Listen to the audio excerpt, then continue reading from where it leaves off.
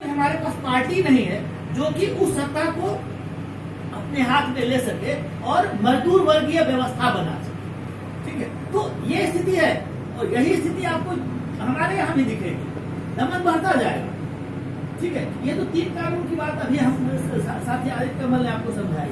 वास्तविकता क्या है कि जब शोषण जितना ज्यादा तेज होगा उसको सत्ता के अंदर डर भी उतना ही ज्यादा पैदा होगा कि विद्रोह बहुत बड़ा हो।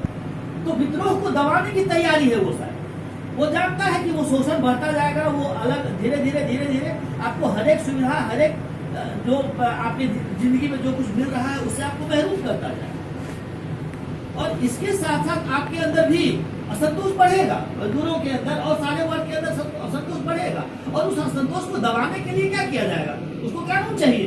तो चाहे वो यूएपीए हो, टाडा हो, कोटा हो, जो भी जितने कानून सारे आए, तो जैसे जैसे ये दमन की स्थिति, मतलब जो शोषण की स्थिति जितनी ज्यादा मजबूत होती जाएगी, दमन की जरूरत उनको उतनी ज्यादा महसूस होगी।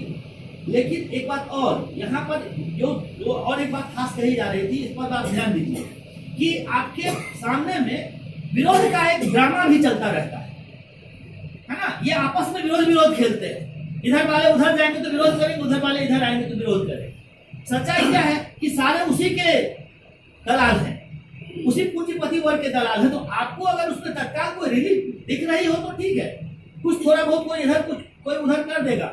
जैसे अभी जो जितनी दमनकारी सत्ता है, तो हम आशा करते हैं कि जो अगली अगर कोई सरकार बनेगी तो उतनी दमनकारी नहीं हो। हम तत्काल कह सकते हैं कि हाँ हम उसके पक्ष में खड़े हैं। लेकिन वो हमारा अंतिम मुद्दा अगर बन गया तो बहुत बड़ी हमारे साथ नाइंसाफी होगी।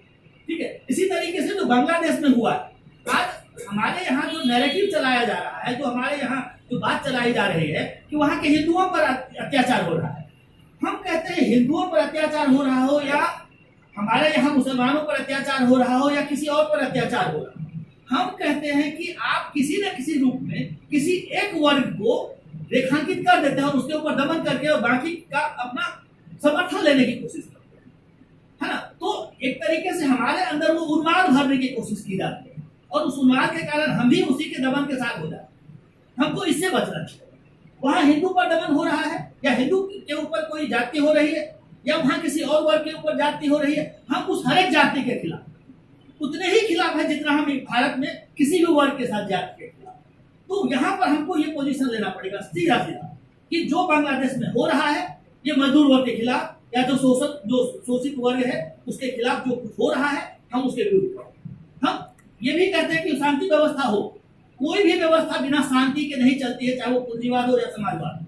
तो हम चाहते हैं कि दुनिया में शांति हो, क्योंकि क्रांति के लिए भी तैयारी शांति की व्यवस्था में हो।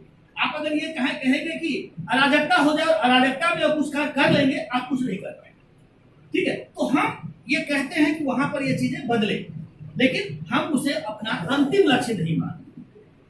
ना तो इस 3 कानून का विरोध करने के लिए हम केवल कानून का विरोध करते हैं, यस ये कानून दमनकारी, हम उस हद तक वहां पर खड़े हैं। उसके खिलाफ जो भी खिलाफत होगी हम उसकी बात करेंगे, वो हमारा अंतिम उद्देश्य नहीं है। लेकिन जरूरी क्या है, हमारे साथियों के बीच इन चीजों के बारे में समझ, इनका थोड़ा अध्ययन। बांग्लादेश में क्या हुआ है, आप रेडियो पर टेलीविजन पर क्या सुनते हैं, क्या वही सच्चाई है? हमारे बीच में क्या चर्चा होती है, हम यहाँ से क्या लेके जाते हैं, हम जाने के बाद क्या सोचते हैं, हम अपने साथियों के बीच में क्या बात करते हैं, हमें ये करेंगे। चाहे वो कानून की बात हो, चाहे वो जो आप हिट एंड रन कानून की बात कर रहे थे या और कोई कानून की बात कर रहे थे, या दुनिया के किसी भी देश में जो भी परिघटना घटती है, हमारे अंदर उन चीजों के प्रति एक जागरूकता होनी चाहिए। तब हम इन बहुत फालतू के चीजों में नहीं फंसेंगे। नहीं तो यहाँ से निकलेंगे और उसके बाद हो सकता है कि हमारे कुछ साथी, है ना, आपकी बात नहीं कर रहे हैं, लेकिन ऐसे हमारे ही बीच में से कोई जाके वो भगवत भजन में भी शामिल हो जाएंगे वहां पर, और वहां पर भजन कीर्तन भी कर आएंगे। मौका लगेगा तो कांवर भी उठा के हो आएंगे। ठीक है, तो हमारे अंदर वह चेतना पैदा होना बहुत जरूरी है कि जो कुछ हो रहा है उसके बारे में हमारी क्या समझ बनती है और उन चीजों पर हम गंभीर विचार करने की कोशिश करते हैं। ठीक है, मौका लगा के बाहर जाके थोड़ा गप करके आने की